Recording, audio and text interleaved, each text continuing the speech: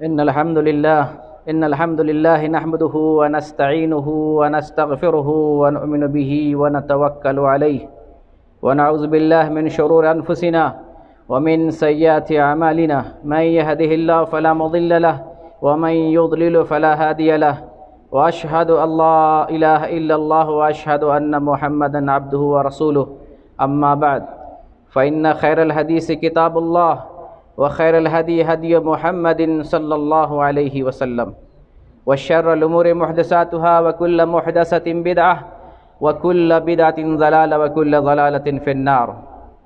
أعوذ بالله من الشيطان الرجيم. بسم الله الرحمن الرحيم. هو الذي بعث في الأميين رسولا منهم يتلو عليهم آياته ويزكيهم ويعلمهم الكتاب والحكمة وإن كانوا من قبل لفي ضلال مبين. ہر قسم کی تعریف، بڑائی، کبریائی ایک اللہ کے لیے ہے جو تنے تنہا اس پوری کائنات کا بادشاہ ہے، حاکم ہے، مدبر ہے، مربی ہے اور مختار کل، اس پورے جہان کا اکیلا تنے تنہا نگرانی کرنے والا، چلانے والا، حکمرانی کرنے والا اور جس کی اکیلی بادشاہت ہے. اس اللہ رب العالمین نے اس کائنات کی تنے تنہا تخلیق فرمائی، ہم انسان کو یہاں بنایا اور ایک انسان کو جن چیزوں کی مادی ضرورت پڑتی ہے اللہ نے ان تمام چیزوں کو ہمارے لیے پیدا اور مہیا کیا. یہ زمین ہمارے لیے ساکت ہے جس پر چلتے ہیں، یہ آسمان ہمارے اوپر ٹکا ہوا ہے جس کے نیچے ہم زندگی گزارتے ہیں، یہ سورج، چاند، ستارے، دن، رات، سمندر، پہاڑ، ہوا، اس ساری مخلوقات ہمارے لیے اللہ تعالیٰ نے مہیا فرمائی.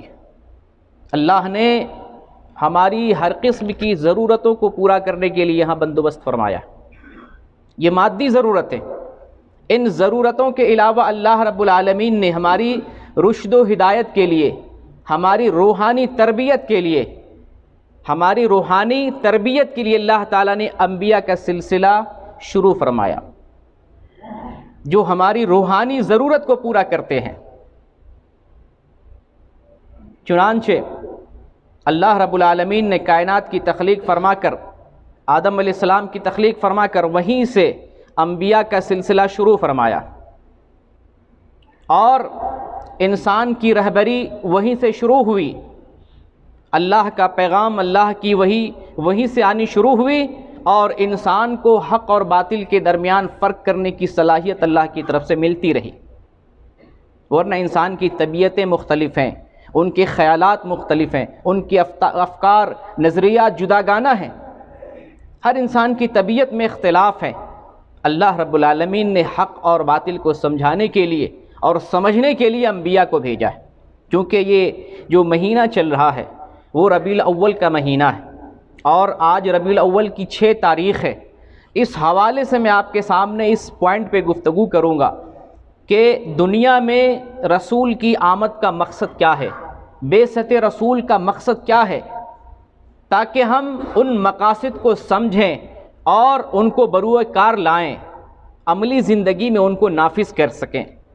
چنانچہ اللہ رب العالمین نے سورۃ الجمعہ آیت نمبر 2 کے اندر ارشاد فرمایا ہے هو الذی بعث فی الامیین رسولا منہم. اللہ ہی وہ ذات ہے جس نے انہی میں سے، امی سے مراد یہاں عرب وہ جو اکثریت جن کی ناخواندہ تھی، ان پڑھے لوگ تھے، جو ان لوگوں میں اللہ تعالیٰ نے ایک کو رسول بنا کر بھیجا. کیوں بھیجا؟ یتلو علیہم آیاتہ، تاکہ رب العالمین کی آیات اور اس کی کتاب پڑھ سکے ان لوگوں پر. آپ صلی اللہ علیہ وسلم کی آمد کا ایک مقصد اللہ تعالیٰ بیان کرتا ہے کہ رسول محمد صلی اللہ علیہ وسلم لوگوں پر جو انہی لوگوں میں سے بھیجے گئے، انہی کے ہم زبان، انہی کے ہم جنس اور انہی جیسے تھے، آپ ان پر قرآن کی تلاوت کیا کرتے تھے. اور وَيُعَلِّمُهُمُ الْكِتَابَ وَيُزَكِّيهِمْ، اور آپ انہیں پاک کیا کرتے تھے، تزکیہ کرتے تھے. تزکیہ کہتے ہیں اندرونی اور باہری دونوں اعتبار سے انسان کو پاک کرنا. اندر جو عقیدہ ہے، اعتقاد ہے، نیت ہے، خیالات ہے، اس کو پاک کرنا۔ یہاں اس کے اندر نجاست نہ ہو، نہ شرک کی نجاست ہو، نہ بدعت کی نجاست ہو، نہ کفر کی نجاست ہو، نہ الحاد کی نجاست ہو۔ یہاں پاکی ہو، صفائی ہو، ایمان کی صفائی، توحید کی صفائی۔ تو آپ صلی اللہ علیہ وسلم نفس کو پاک کرنے کے لیے، روح کی تطہیر کے لیے، انسانی اعضاء و جوارح کو پاک اور صاف کرنے کے لیے آئے تھے۔ اور آپ صلی اللہ علیہ وسلم نے اندرونی اعتبار سے بھی انسان کو پاک کیا، اور باہری اعتبار سے آپ نے اخلاق کریمہ دیا، حسن سلوک سکھایا، آداب و اطوار سکھائے، گفتگو کا ڈھنگ سکھایا، چلنے پھرنے کا طور طریقہ سکھایا، اٹھنے اور بیٹھنے کا سلیقہ دیا۔ آپ نے امت کی رہنمائی کی، امت کو پاک کیا، امت کا تزکیہ کیا، اور امت کی رہنمائی کی، آپ نے ان کو پاک کیا، اندرونی اعتبار سے، باطنی اعتبار سے اور ظاہری اعتبار سے، دونوں اعتبار سے۔ اور وَيُعَلِّمُهُمُ الْكِتَابَ وَالْحِكْمَةَ، اور آپ کی آمد کا ایک مقصد اللہ رب العالمین نے بتایا کہ آپ کتاب و حکمت کی تعلیم دیتے ہیں۔ کتاب سے مراد اللہ کی وحی جو نازل ہو رہی ہے آپ صلی اللہ علیہ وسلم پر، اس کی تعلیم دیتے ہیں، امت کو سکھاتے ہیں، امت کو بتاتے ہیں یہ تیرے رب کا پیغام ہے، یہ تیرے بنانے والے کا فرمان ہے، یہ تیرے رب نے تمہارے لیے پیغام بھیجا ہے۔ آپ قرآن کی باتیں لوگوں تک پہنچاتے، اور حکمت کی، بصیرت کی، دانائی کی باتیں امت سے کرتے، اور وہ باتیں ان کو سنت بھی کہا جاتا ہے، حدیث کہا جاتا ہے۔ یعنی آپ صلی اللہ علیہ وسلم لوگوں کو قرآن اور حدیث کی تعلیم دیا کرتے تھے۔ اس مقصد سے اللہ رب العالمین نے محمد صلی اللہ علیہ وسلم کو بھیجا۔ وَإِن كَانُوا مِن قَبْلُ لَفِي ضَلَالٍ مُبِينٍ، اور اس سے پہلے لوگ ضلالت اور گمراہی میں تھے، کھلی گمراہی میں پڑے ہوئے تھے۔ ہمیں معلوم ہے مکہ کی سرزمین اور یہاں کس طریقے سے کفر کا اندھیرا تھا، الحاد کی تاریکی تھی، کس طریقے سے ظلم و بربریت تھی، زنا عام تھا، شراب نوشی عام تھی، قتل و غارت گری، مار لوٹ گھسوٹ، عزت کسی چیز کی پرواہ نہیں تھی۔ ایسے ماحول میں رب العالمین نے محمد صلی اللہ علیہ وسلم کو اپنا پیغامبر بنا کر بھیجا۔ یہی وہ ماہ ہے، مہینہ ہے، جس مہینے میں آپ صلی اللہ علیہ وسلم کی آمد ہوئی ہے، اور اس آمد کے بعد آپ صلی اللہ علیہ وسلم کو جب اللہ تعالیٰ نے خلعت نبوت سے سرفراز کیا تو اللہ نے آپ کے آنے کا، آپ کی بعثت کا مقصد بتایا کہ یہ پیغمبر جس کو میں نے خلعت نبوت سے سرفراز کیا ہے، تمہارے درمیان تمہیں میں سے رسول بنا کر بھیجا ہے، یہ اللہ کی کتابوں کی تلاوت کرنے والا ہے، یہ لوگوں کو پاک کرنے والا ہے، دلوں کو صاف کرنے والا ہے، یہ کتاب و حکمت کی تعلیم دینے کے لیے آیا ہے۔ تو آپ صلی اللہ علیہ وسلم دنیا میں اس لیے آئے کہ آپ ہمیں اللہ کا پیغام دیں، وہ پیغام دیں جو سارے انبیاء لے کر آئے۔ تمام انبیاء اللہ کی طرف سے ایک پیغام لے کر آئے جو مشترکہ پیغام تمام انبیاء کا تھا، وہ پیغام آپ صلی اللہ علیہ وسلم بھی لے کر آئے۔ وہ پیغام اللہ تعالیٰ بیان کرتا ہے سورۃ النحل کے اندر، وَلَقَدْ بَعَثْنَا فِي كُلِّ أُمَّةٍ رَسُولًا أَنِ اعْبُدُوا اللَّهَ وَاجْتَنِبُوا الطَّاغُوتَ۔ یہ پیغام ابراہیم علیہ السلام، نوح علیہ السلام، اس سے پہلے آدم علیہ السلام، وہیں سے یہ پیغام اللہ کا شروع ہوا اور محمد صلی اللہ علیہ وسلم تک یہ پیغام آتا رہا۔ وَلَقَدْ بَعَثْنَا فِي كُلِّ أُمَّةٍ رَسُولًا، اللہ فرماتا ہے میں نے ہر امت میں، ہر قوم میں اور ہر بستی میں، ہر علاقے میں نے رسول بھیجا، اور وہ رسول اللہ کی طرف سے یہ پیغام سنایا، ان اعبدوا اللہ، اللہ کی بندگی کرو۔ یہ ہے رسول کی آمد کا مقصد، اور یہ ہے حضرت محمد صلی اللہ علیہ وسلم کی آمد کا مقصد۔ آپ صلی اللہ علیہ وسلم کیوں آئے؟ اس لیے آئے جو بات آپ سے پہلے عیسیٰ علیہ السلام نے بتائی، ان سے پہلے موسیٰ علیہ السلام نے بتائی، ان سے پہلے دیگر انبیاء نے جو بات بتائی، وہ بات لے کر آئے اللہ کی طرف سے، ان اعبدوا اللہ، اللہ کی بندگی کرو۔ وَاجْتَنِبُوا الطَّاغُوتَ، اور طاغوت سے بچو، طاغوت کا انکار کرو۔ طاغوت کیا ہے؟ اللہ کے علاوہ جن چیزوں کو خدا بنا لیا گیا ہے، معبود بنا لیا گیا، رب بنا لیا گیا ہے، یا اللہ کے علاوہ جن چیزوں کی عبادت کی جا رہی ہے وہ طاغوت ہے، ہمیں اس کا انکار کرنا ہے، ہمیں اس کا انکار کرنا ہے۔ اسی لیے تو ہم مسلم ہیں، لا الہ الا اللہ محمد الرسول اللہ، ہم اقرار کرتے ہیں نہیں ہے کوئی معبود برحق، نہیں ہے کوئی عبادت کرنے کے لائق سوائے اللہ کے، ہم تو اسی کلمے کو اقرار کرنے کے بعد مسلمان ہوئے ہیں، اور اسی کی دعوت دینے کے لیے محمد صلی اللہ علیہ وسلم بھی آئے، تمام انبیاء آئے، ان اعبدوا اللہ، اللہ کی بندگی کرو، اس کے ساتھ کسی کو شریک نہ ٹھہراؤ، اور طاغوت کا انکار کرو، اللہ کے علاوہ جن چیزوں کی پرستش کی جا رہی ہے، عبادت کی جا رہی ہے، تم ان کا انکار کرو، اور صرف ایک رب کی بندگی کرو، اس کے علاوہ کسی اور کو رب کی بندگی میں شریک نہ ٹھہراؤ۔ اس مقصد کے لیے اللہ تعالیٰ نے تمام انبیاء کو بھیجا اور محمد صلی اللہ علیہ وسلم کو بھی بھیجا۔ آپ صلی اللہ علیہ وسلم قرآن کی تلاوت کرتے ہیں، سبحان اللہ، یہ ایسا دین ہمیں ملا، اتنا مبارک دین ہے۔ قرآن پڑھنا بھی عبادت ہے، چاہے سمجھیں چاہے نہ سمجھیں، بلا سمجھے آج سورۃ الکہف کی تلاوت کرنی چاہیے، جمعہ کا دن ہے، بلا سمجھے پڑھے جا رہے ہیں اور ہمارے نام اعمال میں نہیں جا رہی ہے۔ یہ کتنا بڑا احسان اللہ کا، بڑا احسان۔ پھر اللہ تعالیٰ نے فرمایا کہ محمد دلوں کو پاک کرتے ہیں، یہ کتاب و حکمت کی تعلیم دیتے ہیں۔ اور یہ جانتے ہیں، یہ دعا فرمائی تھی ابراہیم علیہ السلام نے، اللہ سے دعا کی تھی کہ اے اللہ ایک ایسا رسول بھیج جو تیرے آیتوں کی تلاوت کر سکے، لوگوں کو پاک کر سکے، کتاب و حکمت کی تعلیم دے سکے۔ ابراہیم علیہ السلام نے یہ دعا کی تھی، اور آپ کے بیٹے اسماعیل علیہ السلام نے بھی دعا کی تھی۔ ربنا وبعث فیہم رسولا منہم، سورۃ البقرہ آیت نمبر 129 میں یہ دعا مذکور ہے۔ ابراہیم علیہ السلام کہتے ہیں اللہ ایک ایسا رسول بھیج دے انہی میں سے، انہی لوگوں میں سے جو آیتوں کی تلاوت کریں، دلوں کو پاک کریں اور کتاب و حکمت کی تعلیم دے سکیں۔ تو آپ صلی اللہ علیہ وسلم ابراہیم علیہ السلام کی دعا ہیں۔ آپ صلی اللہ علیہ وسلم خود فرماتے ہیں میں ابراہیم کی دعا ہوں، میں ابراہیم کی دعا ہوں، اور عیسیٰ علیہ السلام کی بشارت ہوں۔ عیسیٰ علیہ السلام نے کیا دی تھی؟ بشارت دی تھی، میرے بعد محمد صلی اللہ علیہ وسلم جن کا نام احمد ہوگا، قرآن میں مذکور ہے، وہ آنے والے۔ تو میں عیسیٰ کی بشارت ہوں اور اپنی والدہ کا خواب ہوں۔ تو آپ صلی اللہ علیہ وسلم کے بارے میں ایک جگہ اللہ تعالیٰ نے یوں ذکر فرمایا، لقد من اللہ علی المؤمنین، لقد من اللہ علی المؤمنین، اللہ تعالیٰ مومنوں پر احسان کر رہا ہے، اللہ مومنوں پر احسان کر رہا ہے۔ وہ احسان کیا ہے؟ اذ بعث فیہم رسولا من انفسہم یتلو علیہم آیاتہ ویزکیہم ویعلمہم الکتاب والحکمہ وان کانوا من قبل لفی ضلال مبین۔ اللہ مومنوں پر احسان کر رہا ہے۔ وہ احسان یہ ہے کہ اللہ نے انہی میں سے، اسی قوم میں سے ایک کو رسول بنا کر بھیجا۔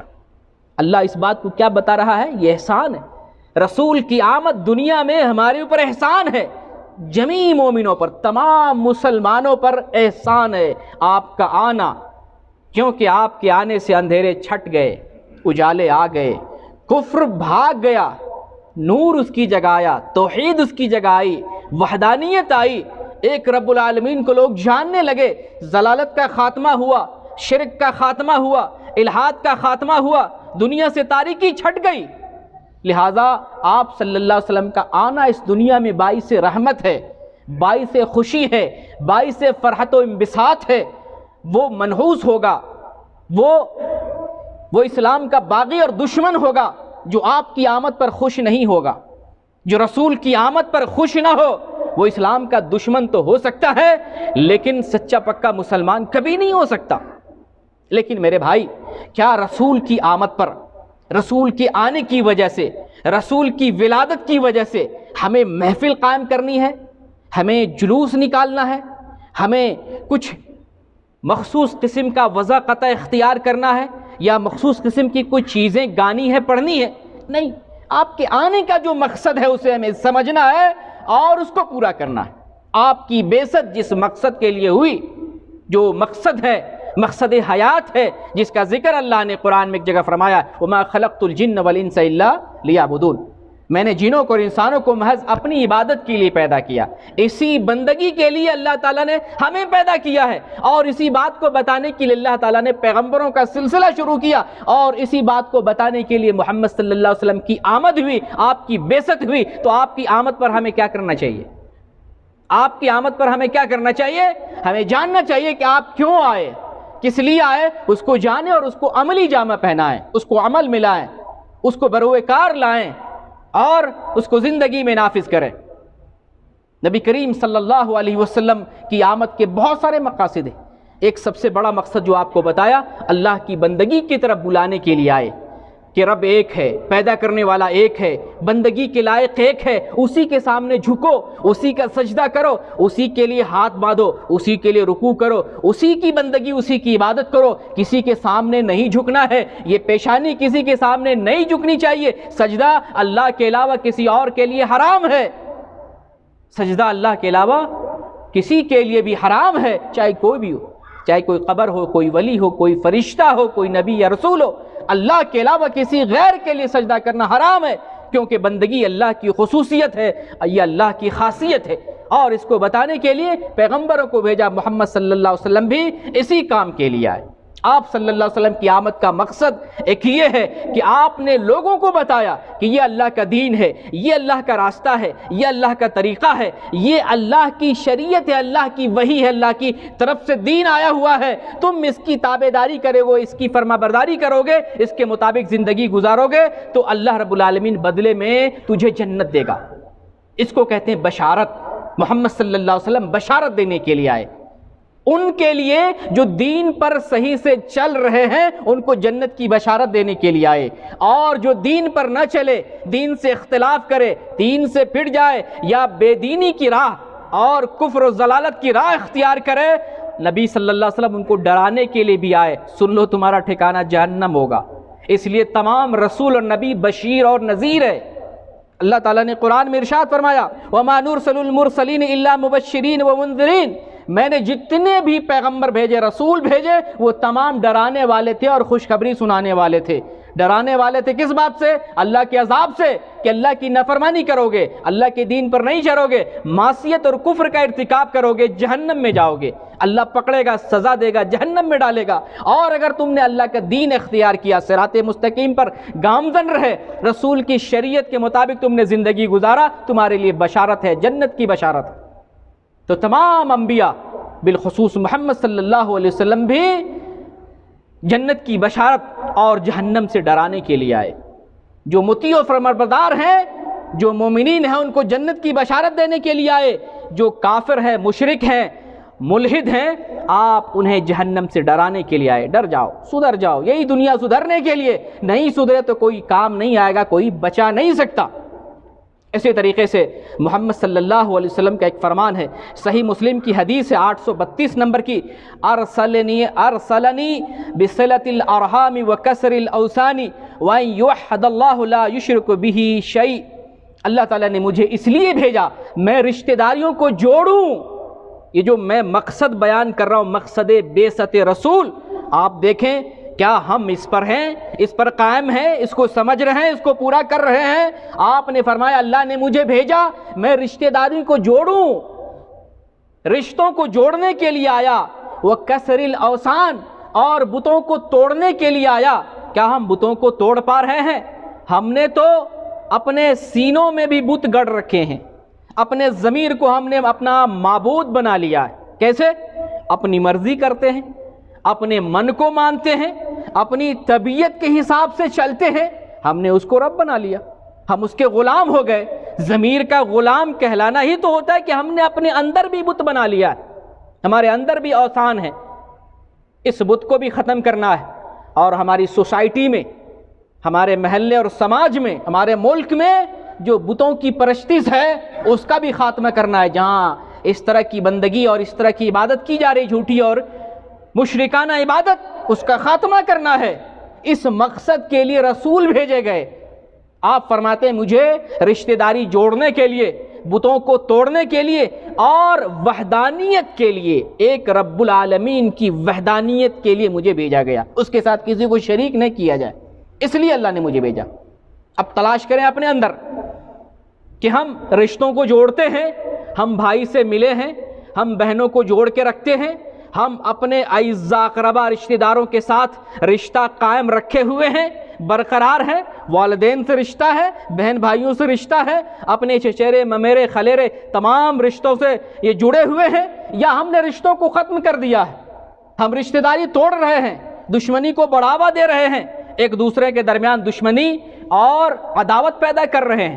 اسی طریقے سے جو بتوں کی بات ہے، بتوں کو توڑنے کے لیے رسول آئے تو اس کا مطلب یہ نہیں کہ ایک اسٹیچو ہوگا ہمیں اسے توڑنا ہے، نہیں، بت وہ بھی ہے آپ کے علاقے میں، آپ کے ملک میں، آپ کی بستی میں جہاں سورج کی بندگی کی جا رہی ہے، زمین کی پوجا ہو رہی ہے، جہاں پتھر کی پوجا کی جا رہی ہے، جہاں قبروں کو سجدہ کیا جا رہا ہے، جہاں مردوں سے دعا مانگی جا رہی ہے، یہ بھی بت ہے، اسے توڑنا ہے ہمت؟ ہمت نہیں ہے، ڈر جاتے ہیں۔ تو رسول کریم اس لیے آئے کہ رشتوں کو جوڑیں، بتوں کو توڑیں، یعنی جہاں پر غیر اللہ کی عبادت کی جا رہی اس کا خاتمہ کریں، ایک رب العالمین کی بندگی کو وہاں نافذ کریں۔ اس کام کے لیے رسول آئے، اور رسول اس لیے آئے کہ اللہ کی وحدانیت کا لوگ معترف ہوں، جانیں، اور اللہ کی وحدانیت کا اقرار کریں۔ رب ایک ہے، وحدانیت کہتے ہیں، رب ایک ہے، خالق ایک ہے، مالک ایک ہے، پیدا کرنے والا ایک ہے، پورے سنسار کا مالک اور مولا ایک ہے، وہی کارساز ہے، وہی غوث ہے، وہی مختار کل ہے، وہی کارساز ہے، وہی بگڑی بنانے والا ہے، وہی بیماری دینے والا ہے، وہی شفا یابی دینے والا ہے، وہی مشکلیں دینا اور آسان کرنے والا ہے، اسی کے ہاتھ میں سب کچھ۔ اسی نے ہمیں، آپ کو، انبیاء کو، رسولوں کو، فرشتوں کو، نور کو، نار کو، جہنم کو، سب کچھ پیدا کیا۔ سب کو پیدا کرنے والا اکیلا وہ ہے، ہمیں اس کے سامنے جھکنا ہے، اور کسی کے سامنے اس پیشانی کو جس کو اللہ نے اونچا اور محترم بنایا ہے کسی غیر کے سامنے نہیں جھکانا۔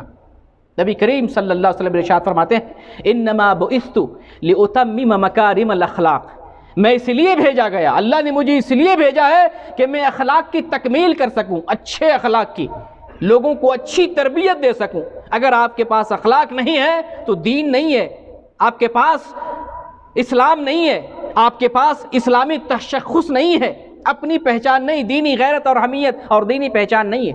اخلاق بہت بلند کردار ہے۔ نبی کریم کے بارے میں اللہ فرماتا ہے وَإِنَّكَ لَعَلَىٰ خُلُقٍ عَظِيمٍ، ہم نے محمد صلی اللہ علیہ وسلم کو بلند اخلاق کے معیار پر فائز کیا، بلند کردار پر فائز کیا۔ آپ اسی بلند کردار کو بتانے کے لیے آئے تھے۔ صحیح کردار کیا ہے، انسان کا معاملہ صحیح کیا ہے، انسان کی گفتار، اس کی چال ڈھال، اس کا پہناوا، یعنی ایسا وضع قطع بتانے کے لیے آئے جس کے اندر شرافت ہو، جس کے اندر ایمانداری ہو، جس کے اندر نرمی ہو، جس کے اندر بھلائی ہو، لوگ اس سے قریب ہو سکے۔ اگر آپ صلی اللہ علیہ وسلم سخت دل ہوتے، متکبر ہوتے، نعوذ باللہ، آپ کے قریب لوگ نہیں آتے۔ آپ نرم دل تھے، با اخلاق تھے، باحیا تھے، آپ کا کردار ایسا تھا کہ لوگ آپ کے قریب آتے گئے اور اسلام میں داخل ہوتے چلے گئے۔ آج ہمارے کردار کی وجہ سے اسلام پھیلنے میں رکاوٹ ہے۔ اسلام کس سے پھیلا؟ دولت سے، تلوار سے، تیر و تفنگ سے، توپ سے، بارود سے۔ اسلام اس سے نہیں پھیلا، اسلام کردار سے پھیلا، ہمارے جسم سے، ہمارے کردار سے، ہمارے اپنے اندر کی دعوت سے پھیلا ہے۔ ہم اگر کسی کو کچھ نہ بھی کہیں نا، ہماری اپنی ایمانداری کو اگر کوئی دیکھے، اگر اپنے اندر ایمانداری ہے، سلوک ہے، بہترین عادات اخلاق ہیں، ہمیں دیکھ کر انسان خود ہی اس راستے پر آئے گا۔ اور اگر ہم دعوت دے دیتے ہیں تو سونے پہ سہاگا ہو جاتا ہے کہ ایک ایماندار شخص کچھ کہہ رہا ہے، کچھ بتا رہا ہے، اس کی بات ماننی چاہیے، سننی چاہیے۔ تو آپ صلی اللہ علیہ وسلم کے اخلاق ایسے تھے کہ اخلاق کی بنیاد پر اسلام پوری دنیا میں پھیلا، تلوار سے نہیں پھیلا۔ تلوار سے اگر پھیلتا تو ہندوستان میں کئی سو سال تک مسلمان بادشاہوں نے حکومت کی تھی۔ آج بھی مسلمان 15-20% بلکہ اس سے بھی کم ہے۔ تلوار کے بل پہ اسلام پھیلتا تو سب کا صفایا ہو جاتا۔ اسپین میں سارے مسلمان تھے، فلپین میں اکثر لوگ مسلمان تھے، پوری دنیا میں عمر فاروق رضی اللہ تعالیٰ عنہ کے زمانے میں بر اعظم افریقہ تک اسلام پھیل گیا تھا، ملک کا ملک مسلمان ہو چکا تھا۔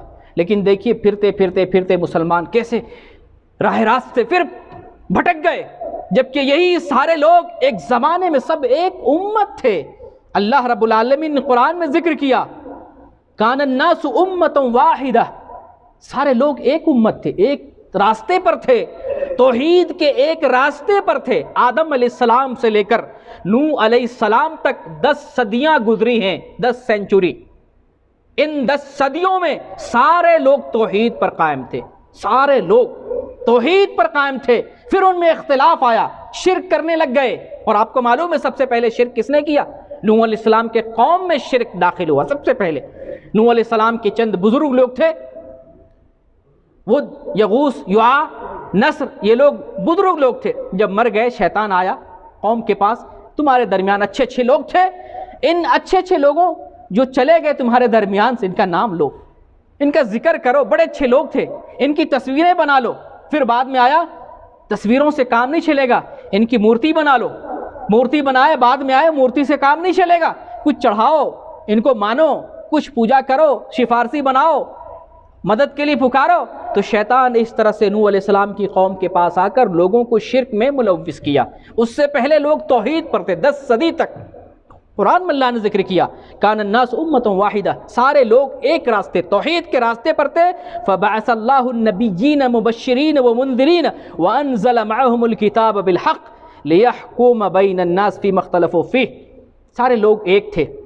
پھر اللہ تعالیٰ نے ان میں نبیوں کو بھیجا تاکہ ڈرائیں، تاکہ خوشخبری سنائیں اور ڈرائیں، اور حق کی کتاب اللہ تعالیٰ نے، حق والی کتاب اللہ نے رسولوں کو دے کر بھیجا. ان لوگوں کے درمیان جو اختلاف میں پڑ گئے، بعد میں راہ راست سے بھٹک گئے، توحید سے بچھڑ گئے، شرک آ گیا، بے دینی اور کفر آ گیا، تو پھر اللہ تعالیٰ نے نبیوں کو بھیجا. جب تک ٹھیک ٹھاک رہے ایک امت ایک توحید پر قائم رہے.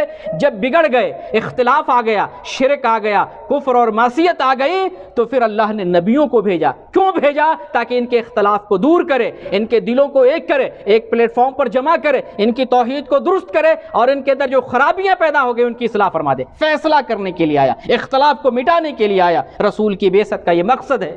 آج ہم اختلاف میں پڑے ہوئے ہیں، اس کا مطلب یہ ہے کہ ہم نے بعثت رسول کے مقصد کو بھلا دیا ہے. یا تو جانتے نہیں، یا جان بن کر ہم نے بھلا دیا ہے، انجان بن گئے. نبی کریم صلی اللہ علیہ وسلم کے بارے میں اللہ تعالیٰ ارشاد فرماتا ہے لَقَدْ كَانَ لَكُمْ فِي رَسُولِ اللَّهِ أُسْوَةٌ حَسَنَةٌ. آخری پوائنٹ آپ کے سامنے رکھ رہا ہوں چونکہ بات بہت لمبی ہو گئی اور بہت لمبا موضوع ہے. نبی کریم صلی اللہ علیہ وسلم کے بارے میں اللہ نے فرمایا لَقَدْ كَانَ لَكُمْ فِي رَسُولِ اللَّهِ أُسْوَةٌ حَسَنَةٌ. ہم نے تمہارے لیے رسول کی زندگی میں بہترین اسوہ بھیجا ہے، بہترین اسوہ بنا کر رسول کو ہم نے بھیجا ہے. تمہیں اگر پیروی کرنی ہے، تمہیں کسی کے پیچھے چلنا ہے، تمہیں کسی کو دیکھنا ہے، کسی کو دیکھ کر زندگی گزارنی ہے، کسی کا نقل کرنا ہے، یا کسی کی اتباع میں، کسی کی محبت میں، یا کسی کی محبت میں شرشار ہو کر چلنا ہے، پھرنا ہے، اس کے مطابق زندگی گزارنا ہے، تو وہ صرف محمد صلی اللہ علیہ وسلم. آپ جانتے ہیں، ایک پوائنٹ کی بات بتاؤں، دنیا میں ایسا کوئی انسان، بڑے سے بڑا انسان ایسا نہیں گزرا ہے جس کی زندگی کی ہر بات لکھی ہوئی ہے. بڑے سے بڑے بادشاہ آیا، قارون کے خزانے کے بارے میں قرآن میں ذکر ہے کہ ان کی چابیاں اتنی تھی خزانوں کی کہ کئی گدھوں پہ اور کئی باوزن اور طاقتور لوگ ان کی چابیاں اٹھایا کرتے تھے. قارون کے اتنے خزانے تھے، مگر ان کے بارے میں کیا ملے گا؟ ایک قارون تھا، آیا دنیا میں، حکومت کیا، مر گیا، کہاں قبریں ہیں کچھ پتہ نہیں. محمد صلی اللہ علیہ وسلم ایک ایسی ذات با کمال، با صفات، پاکیزہ ہستی جن کے بارے میں ہر بات لکھی ہوئی ہے. آپ کھاتے کیسے ہیں، آپ چلتے کیسے ہیں، آپ اٹھتے کیسے ہیں، آپ سوتے کیسے ہیں، آپ ہنستے کیسے ہیں، آپ بولتے کیسے ہیں، آپ گفتگو کیسے کرتے ہیں، آپ استنجا کیسے کرتے ہیں. اتنی معمولی بات، آپ استنجا کیسے کرتے ہیں، آپ تبلیغ کیسے کرتے ہیں، آپ کا رونا کیسا ہے، آپ کا ہنسنا کیسا ہے، آپ کی طرز زندگی، آپ کی معاشرت، آپ کا نکاح، ہر بات آپ صلی اللہ علیہ وسلم کے لکھ لی گئی. ہے کوئی ایسا کوئی نہیں ہے محمد صلی اللہ علیہ وسلم کے علاوہ. کیوں؟ آپ جانتے ہیں اس کی وجہ یہی جو آیت میں نے پڑھی ہے لَقَدْ كَانَ لَكُمْ فِي رَسُولِ اللَّهِ أُسْوَةٌ حَسَنَةٌ. تمہارے لیے محمد صلی اللہ علیہ وسلم کی زندگی کو ہم نے آئیڈیل بنایا ہے. آئیڈیل، چونکہ آپ ہمارے آئیڈیل ہیں تو آئیڈیل کی زندگی محفوظ ہونا بہت ضروری تھا کہ ہم دیکھیں ہمارے آئیڈیل کیسے تھے. چلنا پھرنا، اٹھنا بیٹھنا، کھانا پینا، معاملات، تجارت، دین، ساری چیزیں کیسی تھیں. اس لیے آپ کی ساری چیزیں لکھ لی گئیں اور محفوظ ہیں. اس لیے محفوظ ہیں کہ آپ ہمارے پیشوا، رہبر ہیں، رہنما ہیں، مقتدا ہیں، امام ہیں. آپ کے علاوہ کوئی ایسا نہیں جن کی پیروی کی جائے. سارے لوگ آپ کے پیچھے چلنے والے، جتنے بھی آپ کے بعد آئے ہیں، صحابہ ہو، تابعین ہو، تبع تابعین ہو، اور قیامت تک آنے والے جتنے بزرگان دین، اکابر ملت ہیں، یہ سارے لوگ محمد صلی اللہ علیہ وسلم کے نقل کرنے والے، آپ کی اتباع کرنے والے، آپ کے پیروی کرنے والے. آپ ہی ہمارے رہنما اور پیشوا ہیں. تو آپ کی آنے کا مقصد یہ تھا، سب سے اہم مقصد جو تمام انبیاء کا، کہ ایک رب العالمین کی عبادت کرو اور اس کی عبادت میں کسی کو شریک نہ کرو۔ جہاں جہاں غیر اللہ کی عبادت کی جا رہی ہے، آج تہیہ کریں کہ اگر آپ رسول سے محبت کرتے ہیں، آمد رسول پہ آپ خوش ہیں، رسول کی بعثت پر آپ خوش ہیں، رسول کی آمد پر اگر آپ خوش ہیں، آپ کی ذمہ داری اور آپ کا فریضہ ہے اپنی سوسائٹی میں جو بتوں کی عبادت کی جا رہی ہے، غیر اللہ کی پرستش کی جا رہی ہے، اللہ کو چھوڑ کر دوسروں سے مدد مانگی جا رہی ہے، یا اپنے دلوں میں بتوں کو پیوست کیا گیا، ان تمام چیزوں کا خاتمہ کریں۔ اللہ تعالیٰ سے دعا ہے باری لہٰ ہمیں رسول کے تمام مقاصد کو سمجھنے کی اور ان کو عملی جامہ پہنانے کی توفیق عطا فرما۔ اللہ ہمارے دلوں میں جو بت ہیں ان کو تو ہی ڈھانے والا، اس کو ڈھا دے۔ باری لہٰ تو غنی ہے، ہم فقیر ہیں، ہماری جھولی سے بھر دے۔ باری لہٰ اس دنیا میں ہم پریشان حال ہیں، ہماری پریشانیوں کو خاتمہ فرما دے۔ باری لہٰ ہمارے اعمال کمزور ہیں، ان کی اصلاح فرما دے۔ ہمارے اعمال میں اخلاص نہیں، ان میں اخلاص پیدا فرما دے۔ باری لہٰ دنیا میں جب تک زندہ رہیں ایمان پر اور تیرے دین پر قائم اور دائم رہے، اور جب ہمارا خاتمہ ہو تو ایمان پر خاتمہ ہو۔ آمین۔ وآخر الدعوانا ان الحمد للہ رب العالمین۔